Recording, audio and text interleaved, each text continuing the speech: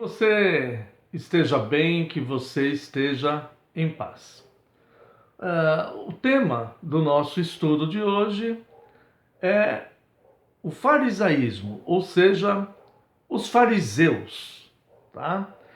Antes de abordarmos propriamente o tema, é, a palavra fariseu ela se tornou uma palavra muito forte, né? Tanto na vida secular como na vida da igreja. E normalmente quando alguém aborda alguma questão relativa aos fariseus, outras pessoas parece que ficam achando que aquilo é algum tipo de indireta ou algum tipo de ataque ou acusação, né?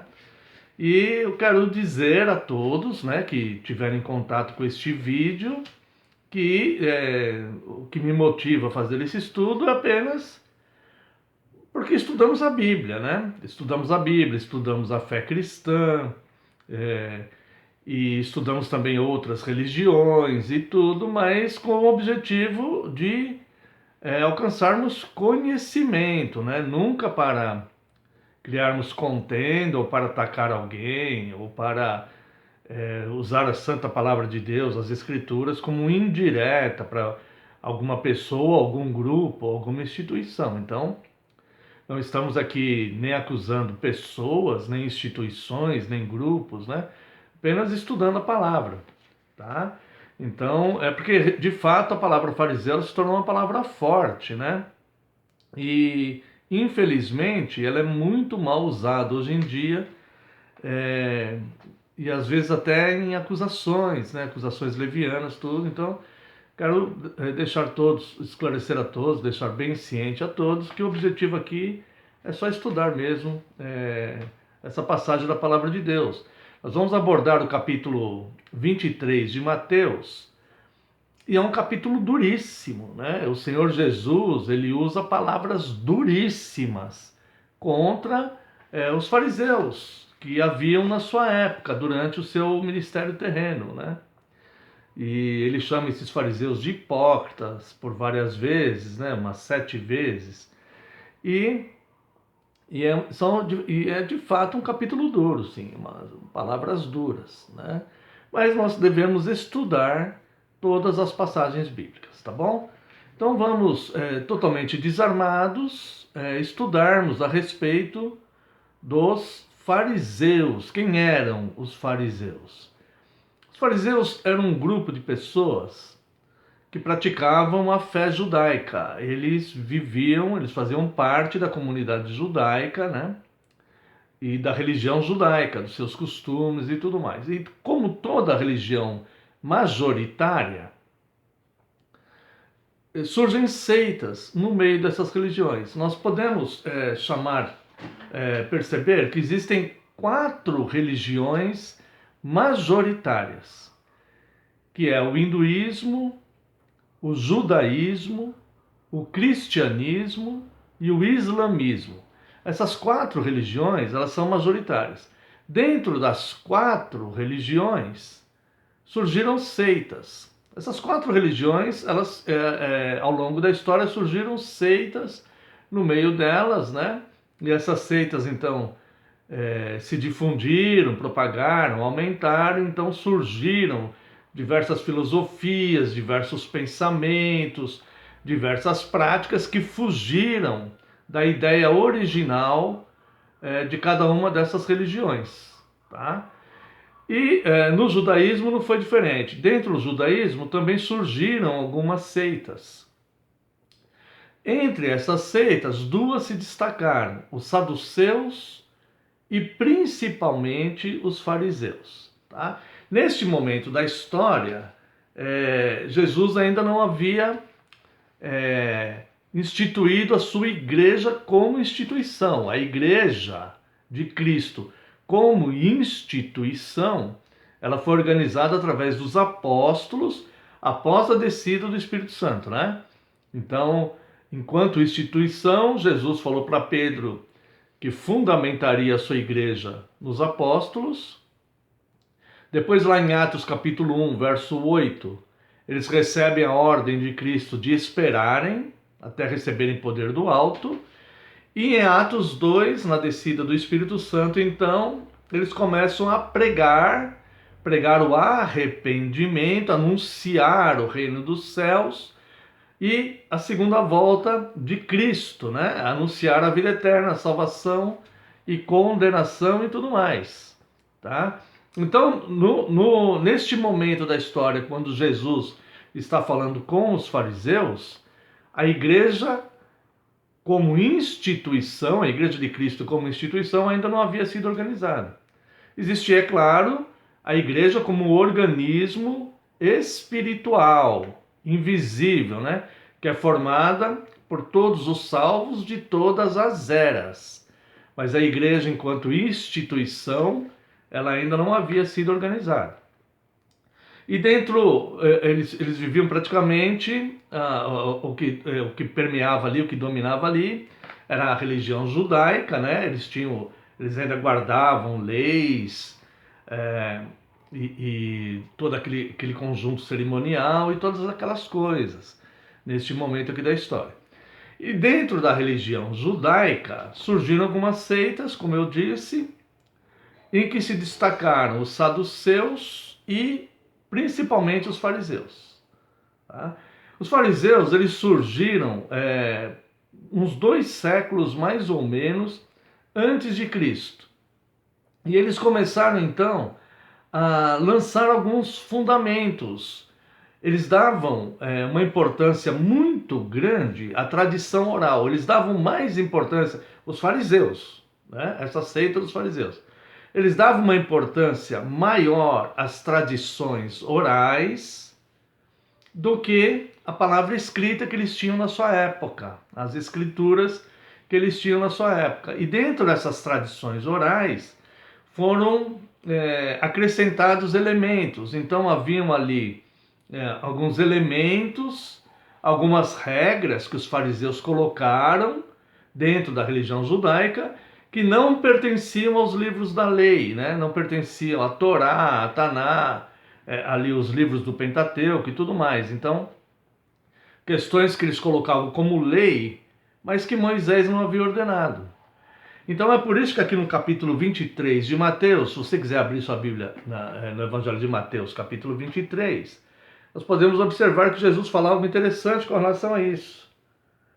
No capítulo 23 de Mateus, verso 2, Jesus diz assim: na cadeira de Moisés se assentaram os escribas e os fariseus. O que Jesus quis dizer com isso? Se sentaram na cadeira de Moisés. Quis dizer que eles começaram a lançar leis como Moisés lançou.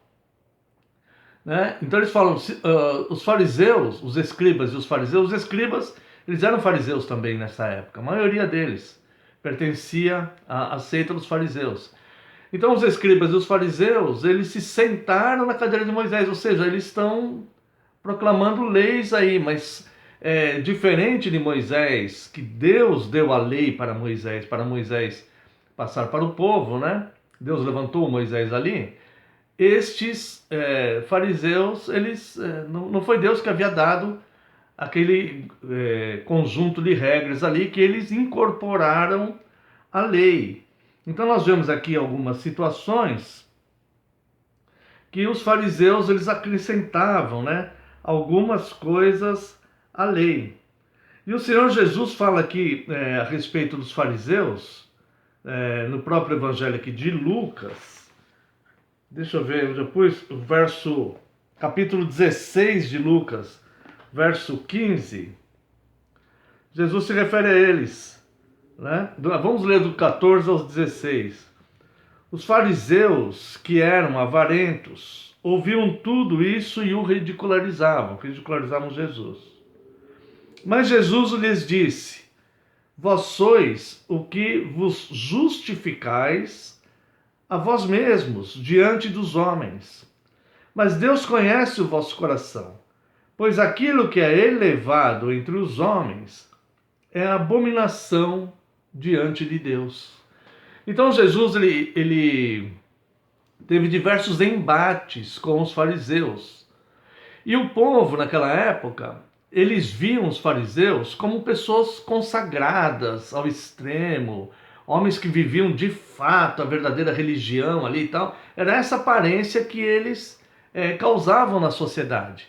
E as pessoas então não entendiam bem porque Jesus batia de frente com eles, né? E eles mesmos queriam matar Jesus. Então Jesus diz para eles abertamente. Jesus fala com os fariseus de forma dura e abertamente. Fala assim, olha, vocês são aquelas pessoas que se justificam a vocês mesmos. Mas diante de Deus, vocês são abominação. Né? É isso que Jesus fala aqui no verso 16, né? Vós sois os que vos justificais a vós mesmos diante dos homens. Mas Deus conhece o vosso coração, pois aquilo que é elevado entre os homens é abominação diante de Deus. Então, com palavras duras, Jesus se referia aos fariseus. E por que Jesus fazia isso? Porque os fariseus, eles criaram tantas regras que não pertenciam a Deus. Que não foi Deus que mandou eles fazerem. E essas regras se tornavam um certo obstáculo às pessoas a conhecerem, a entenderem bem a doutrina que Jesus veio ensinar. Que é uma doutrina moral, uma doutrina baseada em perdão, em amor, em compreensão, em compaixão, em misericórdia e tudo mais. E isso dificultava, a ação dos fariseus dificultava porque parece que tinha que ter uma cerimônia, uma tradição, algo para ser cumprido para agradar a Deus.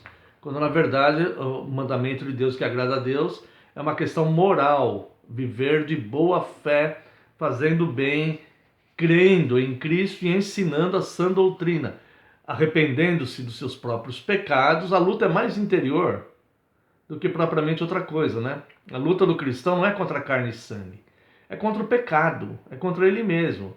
E ele luta para ele não se contaminar com o pecado e adverte as pessoas para que busquem santificação e arrependimento. E os fariseus ensinavam uma série de cerimônias e práticas e dogmas e coisas que eles criaram, né? Então, só lembrando que os fariseus eles se tornaram tão fortes que nos tempos de Jesus eram eles que dominavam o sinédrio. Toda a liderança da fé judaica, da religião judaica, estava nas mãos dos fariseus, que já existiam há 2 séculos, como eu falei. Nos tempos de Cristo estavam todos na mão dos fariseus. Os sacerdotes líderes do sinédrio, eles eram fariseus. Caifás e Anás, que eram sacerdotes na época da crucificação de Cristo, né? Os que subornaram pessoas, os que pagaram Judas para o entregar, tudo, eles faziam parte dessa seita dos fariseus. Tá? Bom, o capítulo 23 de Mateus, ele segue e de forma bastante dura, né? O Senhor Jesus, por 7 vezes, os chama de hipócritas, né? E nós vamos analisar aqui 8 palavras que o Senhor Jesus deu para eles, as 7 vezes que chamam de hipócrita, mais uma veneração que eles faziam, né? E a primeira vez que Jesus chama eles de hipócritas aqui no capítulo 23 de Mateus, está no verso 13. No verso 13, Jesus diz assim: ai de vós, escribas e fariseus, hipócritas, porque fechais o reino dos céus diante dos homens, pois vós não entrais, nem deixais entrar os que estão entrando. O que Jesus quis dizer com isso? Jesus trazia a sã doutrina, a verdadeira doutrina. Aquelas pessoas estavam recebendo aquela doutrina libertadora de Cristo, as doutrinas da graça. E os fariseus entravam então impondo cerimoniais, tradições e um monte de coisa ali na pessoa que desestabilizava então a pessoa de abraçar essa fé genuína que Jesus estava ensinando. E Jesus diz: vocês mesmos não entram no reino dos céus. E vocês estão fechando o reino dos céus para os que estão entrando. Ou seja, no capítulo 13, no verso 13 do capítulo 23, Jesus chama-os de hipócritas, porque eles estavam se tornando empecilhos na fé dos outros, na salvação dos outros, ou seja, eles estavam como que um obstáculo atrapalhando para que as pessoas absorvessem os verdadeiros ensinos de Cristo, a sã doutrina, a graça libertadora de Cristo. Quando fala que não estavam deixando eles entrarem, ninguém pode impedir a salvação daquele que Deus elegeu para a salvação, daquele que Deus predestinou. Mas eles estavam criando empecilhos e barreiras. E aquelas pessoas então estavam colocando fardos pesadíssimos em cima que Jesus veio libertar. Jesus veio libertar. O próprio Senhor Jesus diz, né, naquele seu convite, né, vinde a mim, os cansados e os sobrecarregados, porque eu os aliviarei. Né? Meu fardo é leve e suave meu jugo, e aprender de mim que sou manso e humilde de coração. E ainda os evangelhos ensinam que os mandamentos de Cristo não são penosos. Então, aquele monte de situações que os fariseus lançavam, os tornavam um empecilho, como Jesus diz aqui, um empecilho para que outras pessoas abraçassem a sã doutrina. A segunda questão é mais voltada à questão da avareza, está aqui no verso 14, né, do capítulo 23. Ai de vós, escribas e fariseus hipócritas, porque devorais as casas das viúvas, e para os justificar, fazem longas orações. Por isso, sofreis juízo muito mais severo. Então, a acusação que Jesus faz aqui com relação aos fariseus é que eles usufruíam das situações adversas que as pessoas faziam, né? Que as pessoas passavam. Então Jesus ele comenta aqui como as viúvas. A viúva representa a pessoa mais fragilizada possível daquela época, porque a mulher não era economicamente ativa, a mulher dependia do marido para tudo, ela não podia votar, ela não tinha voz, ela não podia trabalhar, ela não podia prover o seu próprio sustento e tudo mais. Então o sistema era patriarcal, a mulher dependia demais do homem, né? Então quando ela ficava viúva e ela, no caso, principalmente quando ela não tinha um filho primogênito, homem, que a pudesse sustentar, ela passava muitas dificuldades, né? Claro que outras pessoas também, pessoas com deficiência visual, paralíticos e tudo mais também passavam, né? Mas normalmente se representa pela viúva, né? Aquela que passava maior dificuldade. E Jesus diz então que eles usufruíam da situação dessas viúvas, eles devoravam a casa delas, como diz o Senhor Jesus. E para justificar, faziam longas orações. É como se eles estivessem obtendo algum tipo de lucro com a desventura de alguém, com o infortúnio de alguém. Eles obtinham algum tipo de lucro e para se justificarem faziam longas orações. Em vez de eles ajudarem na prática, eles defasavam mais a pessoa e faziam longas orações que aparentemente parece que eles estavam de fato preocupados, né, com aquela pessoa que estava naquela situação adversa. Então nós vemos aqui já dois ais, né? Duas vezes que Jesus chama de hipócritas, né? Por se tornarem empecilhos para que pessoas recebam essa doutrina, as doutrinas libertadoras da graça, e também por usufruírem de pessoas que estavam em situações adversas, passando algum tipo de problema, e se auto-justificavam fazendo orações longas, para parecer que estavam ali de fato preocupados e consagrando-se, né? Para tentar aliviar um pouco a dor daquelas pessoas. Uma outra situação está aqui no verso 16, né? Jesus se refere a eles, a questão dos juramentos levianos. 23:16. Ai de vós, cegos, que dizeis, quem jurar pelo santuário, isso é nada. Mas se alguém jurar pelo ouro do santuário, fica obrigado pelo que jurou.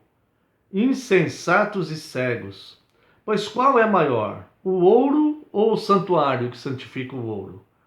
E dizeis, quem jurar pelo altar, isso é nada.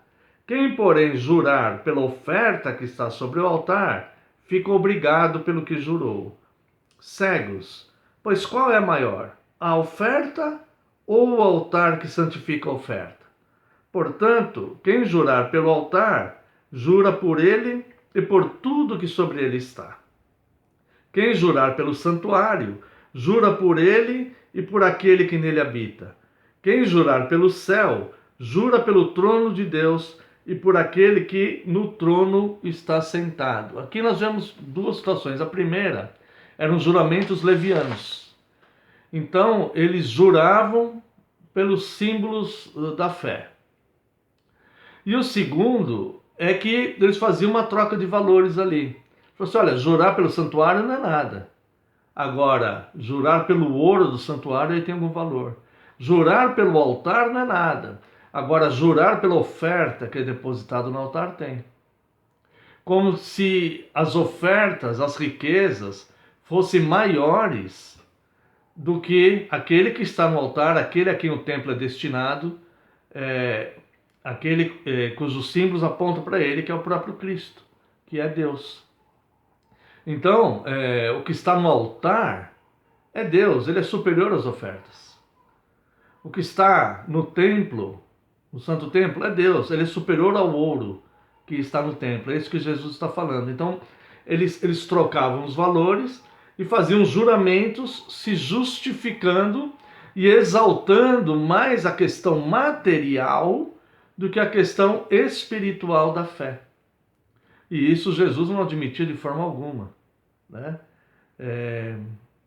Essas situações de exaltar as questões materiais, de dar importância maior às ofertas do que às questões espirituais, ela é totalmente errada. Nós não devemos, é claro, de deixar de ofertar, mas nós nunca ofertamos com a intenção de comprar alguma coisa ou de achar que a nossa oferta, que o valor material, ele é superior aos elementos espirituais. Pois aquele que está no templo e aquele a quem o santuário é santificado é muito maior do que todo ouro, é muito maior do que toda oferta que se possa dar.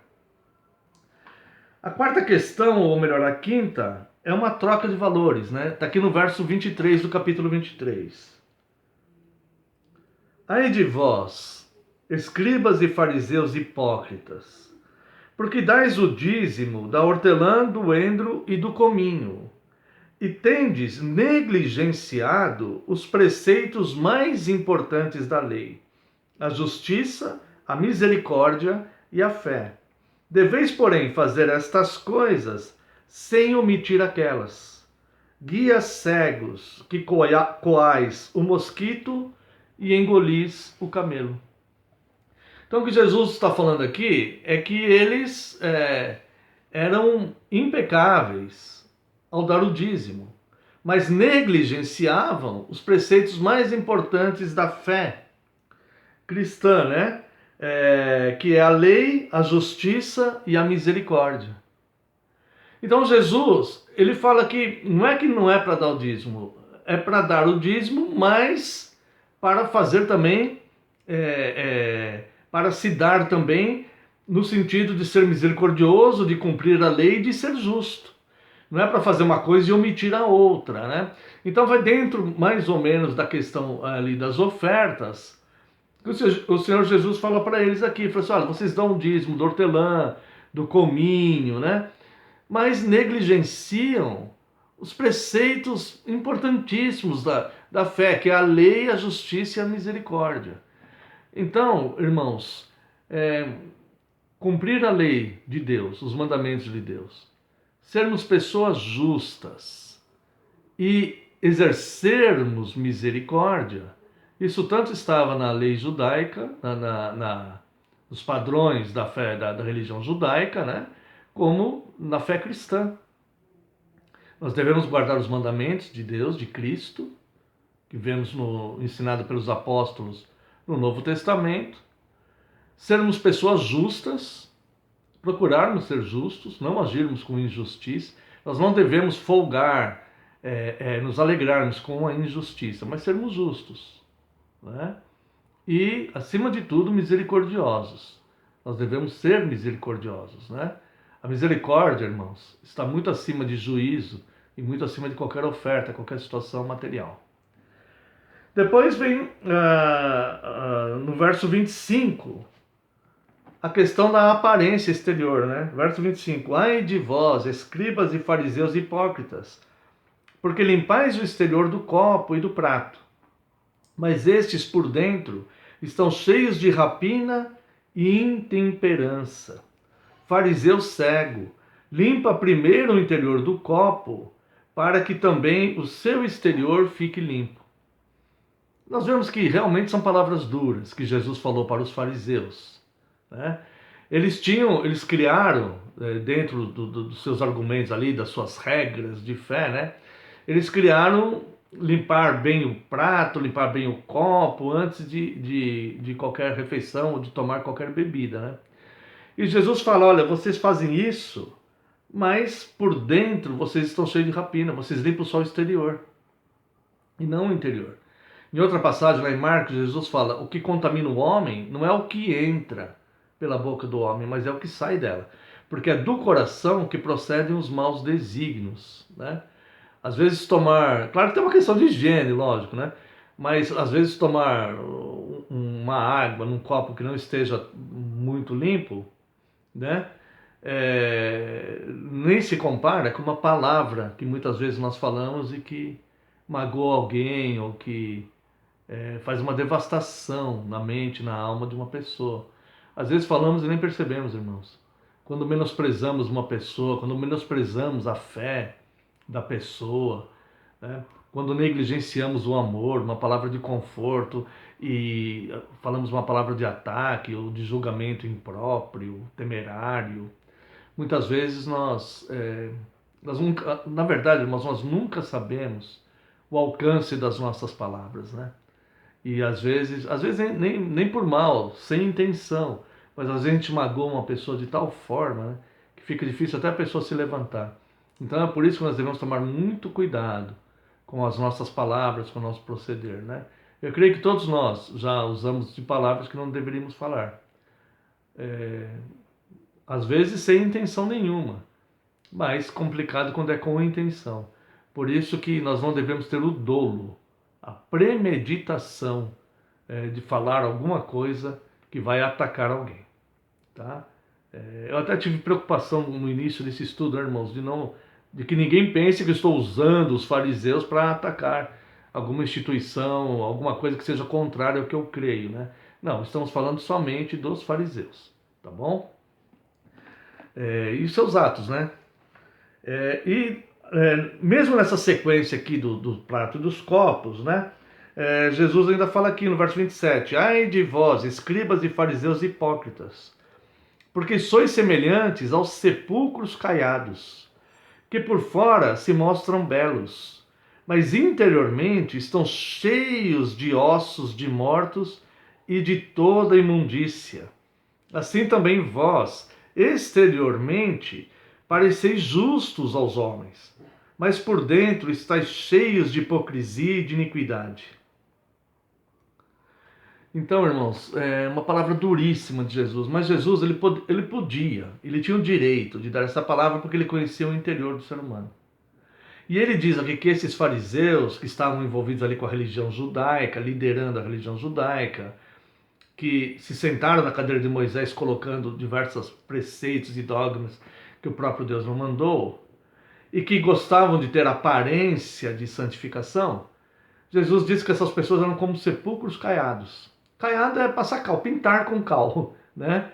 O sepulcro por fora está bonitinho, pintadinho, branquinho, limpinho, mas por dentro cheio de toda imundícia, cheio de morte.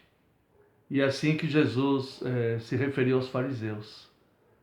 É lamentável, né, irmãos, que nós vemos, mesmo que isso tenha acontecido dentro da religião judaica, é lamentável nós vemos pessoas usando de uma fé primária, de uma fé estabelecida, né, para se comportar dessa maneira, que na verdade é uma maneira falsa. E é por isso que Jesus chama de hipócritas, né, de hipocrisias, e chama eles de cego. E fala que eles se preocupavam em coar o mosquito, mas engoliam um camelo.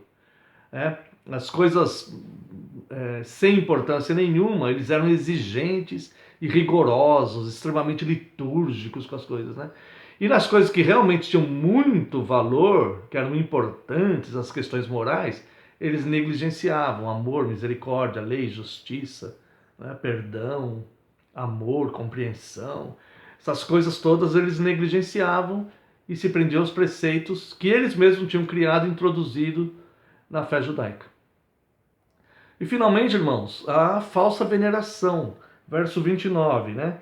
Ai de vós, escribas e fariseus hipócritas, porque edificais os sepulcros dos profetas, adornai os túmulos dos justos, e dizeis: se tivéssemos vivido nos dias dos nossos pais, não teríamos sido seus cúmplices no sangue dos profetas. Assim contra vós mesmos testificais que sois filhos dos que mataram os profetas. Serpentes, raça de víboras, como escapareis da condenação do inferno? Então Jesus, assim, falando verdades absolutas a respeito deles e falando com palavras duras, né? Eles tinham uma falsa veneração, eles cuidavam dos túmulos, dos profetas e tudo e tal, e falavam que se eles vivessem na época dos profetas, eles seriam melhores do que os profetas, que foram seus pais, as suas gerações passadas, né? Então aquele cuidar de túmulo era uma veneração falsa, porque eles se julgavam melhores do que aqueles seus antepassados, tá? E para nós finalizarmos, né, verso 34 a 36, do capítulo 23. Por isso, eis que vos envio profetas, sábios e escribas. A uns matareis e crucificareis, a outros açoitareis nas vossas sinagogas, e perseguirei de cidade em cidade, para que sobre vós recaia todo o sangue justo derramado sobre a terra, desde o sangue do justo Abel, até o sangue de Zacarias, filho de Baraquias, a quem matastes entre o santuário e o altar. Em verdade vos digo, que todas estas coisas hão de vir sobre a presente geração. Com palavras duríssimas, Jesus termina esse capítulo duríssimo, que é o capítulo 23 de Mateus, né? E diz que enviaria aqueles fariseus, profetas, sábios e escribas, que foram os apóstolos. Eles codificaram as profecias do Antigo Testamento, trouxeram as novas doutrinas que Cristo ensinou e as escreveram. Tá? Isso aqui já foi cumprido. Foi cumprido também que a uns matareis, a outros crucificareis. Eles fizeram tudo isso com os apóstolos, né? E Jesus diz que tudo isso para que recaia sobre eles todo o sangue inocente, inclusive de Abel, de Zacarias, pessoas que viveram séculos antes de Cristo. Mas o que matou esses profetas foi o mesmo espírito que estava nos fariseus, a mesma conduta, o mesmo pensamento, a mesma troca de valores que estavam nos fariseus. Então que nós possamos entender, né, que este grupo de fariseus era uma seita que vivia ali na religião judaica, mas que realmente colocavam coisas materiais muito acima das espirituais. E eram hipócritas porque viviam de aparência de algo que não viviam nem pensavam, nem desejavam viver da forma que queriam mostrar, que queriam pregar.